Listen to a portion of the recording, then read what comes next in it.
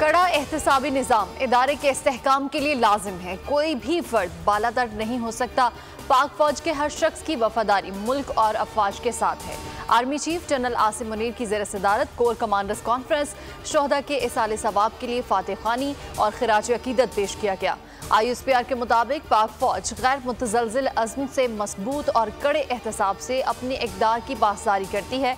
Army chief general Asim Munir ने मजबूत और मुअस्सर कानूनी निज़ाम की अहमियत को उजागर किया।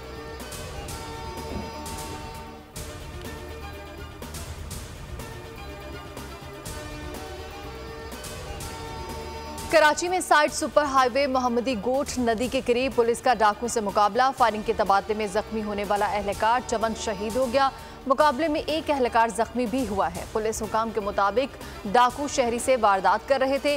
गश्त पर मामूर पुलिस एहलकार पहुंच गए। मुल्जिमान पुलिस पर फायरिंग करते हुए फरार हो गए। फरार डाकू की तलाश शुरू कर दी गई। जख्मी पुलिस एहलकार को अस्पताल में तिब्बी इमदाद दी जा रही है। सब्सक्राइब करें और बेल दबाएं ताकि कोई खबर रह न जाए।